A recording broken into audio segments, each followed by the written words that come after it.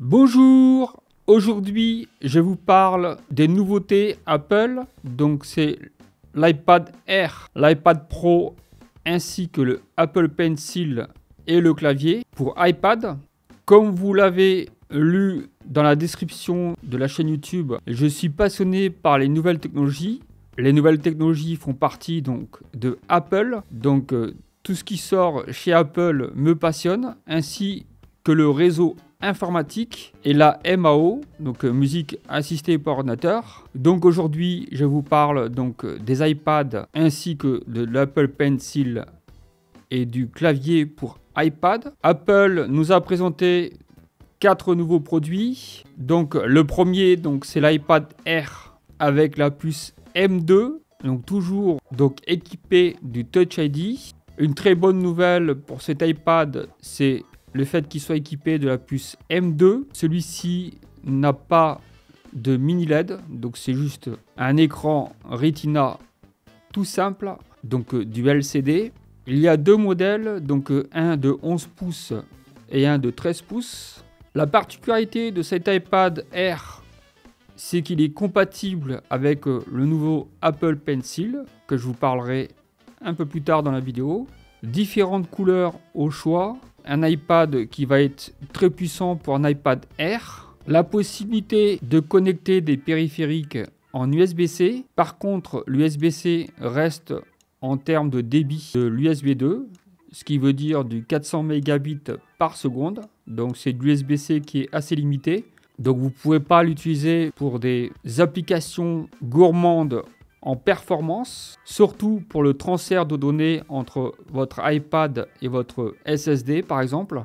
Si vous voulez brancher un SSD en USB-C, il faudra se contenter du 400 mégabits par seconde. Un iPad très intéressant qui commence quand même à un prix de 712 €, il me semble, de mémoire, pour le 11 pouces et 990 € pour le 13 pouces. Une bonne chose, c'est qu'il est équipé de base, donc l'iPad Air à 128 Go. Auparavant, l'iPad Air était équipé de 64 Go. Donc ça, c'est une très bonne nouvelle. Ensuite, vous avez l'iPad Pro. Alors celui-ci est très intéressant. Par contre, les prix sont assez élevés. Donc pareil, vous avez un de 11 pouces et un de 13 pouces. Par contre, celui-ci est équipé d'un écran OLED, un écran XDR, ProMotion et True Tone, avec une luminosité de 1600 nits en pic. Donc la technologie LED, apparemment, il y a deux écrans superposés. Donc le ProMotion, ça permet d'avoir un rafraîchissement de 120 Hz. Les 120 Hz sont adaptatifs. La fréquence de balayage va s'adapter automatiquement au type de contenu. Une autre nouveauté, c'est au niveau de la caméra. Donc la caméra est en mode paysage, donc il n'est plus en mode portrait. Avec cet iPad Pro ou l'iPad Air, d'ailleurs, ça causait un problème au niveau du Face ID, puisque la caméra en mode portrait se trouvait soit à gauche ou à droite. Souvent, il ne détectait pas le visage puisque la caméra n'était pas bien en face du visage. Alors celui-ci, vous avez un USB-C, donc haute capacité. Au niveau des caractéristiques, donc vous avez un USB-C de type 4, Thunderbolt 3, ce qui vous permet d'avoir un débit jusqu'à 40 gigabits par seconde. Donc la possibilité de transférer des données sur un SSD. Une particularité de cet iPad, c'est qu'on a enlevé le grand angle. Donc il n'y a plus que la caméra 12 millions de pixels. Ils ont retiré le grand angle et je ne sais pas pourquoi. Cet iPad est plus fin et donc plus léger que l'iPad Air. D'ailleurs très étonnant.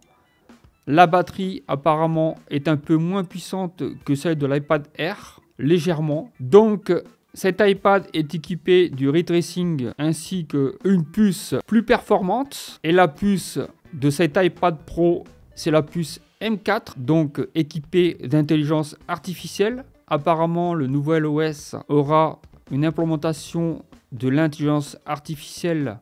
Apple a décidé d'intégrer l'intelligence artificielle. Comme vous le savez, les iPads, les iPhones sont déjà équipés d'intelligence artificielle. Pourquoi? Parce que, comme vous le savez, l'appareil photo de votre iPhone, il fait déjà un traitement de l'image et analyse l'image ou la photo que vous allez prendre pour l'améliorer. Donc ça fait partie déjà de l'intelligence artificielle. Ceux qui disent que Apple est en retard par rapport à l'intelligence artificielle, pas du tout. Ils travaillent sur ce sujet-là depuis longtemps. Donc ces iPads-là sont à des prix quand même assez élevé. Ça n'a pas trop augmenté par rapport à la version précédente. Donc l'iPad Pro 11 pouces est à 1200 € et l'iPad Pro donc à 13 pouces est à 1500 €. On peut comprendre le prix dû au fait que c'est un écran OLED pour les deux, ce qui est un peu normal,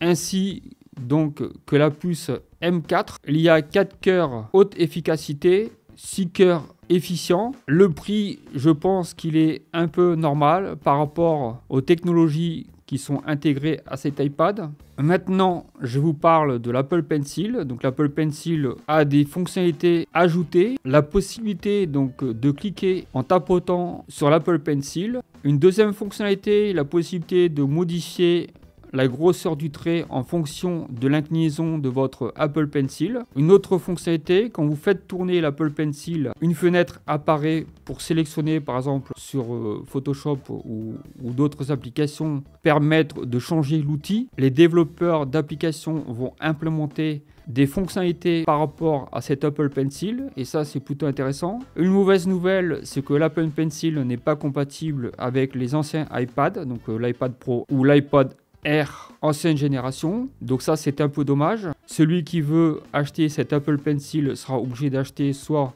l'iPad Air ou soit l'iPad Pro de nouvelle génération, donc on ne pourra pas l'utiliser pour les autres iPads. Maintenant, je vais vous parler du clavier, donc du Magic Keyboard, qui ressemble plutôt à un clavier d'ordinateur avec un trackpad beaucoup plus grand. Donc il est tout en aluminium et il est de couleur noire. Beaucoup ont reproché le Magic Keyboard d'ancienne génération d'être blanc et c'est vrai que le blanc c'est très salissant. Dommage que le port USB-C intégré à ce clavier ne permet pas de brancher un périphérique. Il sert juste pour la recharge du clavier.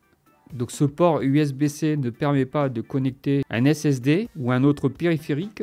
Alors c'est dommage que l'iPad Pro n'ait pas un USB-C supplémentaire, surtout pour les professionnels. Ça permettrait donc de brancher plusieurs périphériques sans être obligé de mettre des accessoires supplémentaires pour pouvoir connecter plusieurs périphériques. Alors ce que j'en pense, c'est 3 bons produits. L'iPad Air est surtout intéressant pour de l'activité multimédia. L'iPad Pro, je pense que c'est plus pour une utilisation professionnelle. Alors j'espère que cette vidéo vous a plu. Si c'est le cas, vous laissez un pouce vers le haut. N'hésitez pas à me laisser des commentaires dans la section commentaires. Dites-moi si ce contenu vous a plu. Et donc, abonnez-vous. Et je vous dis à très bientôt pour une autre vidéo. Ciao, ciao!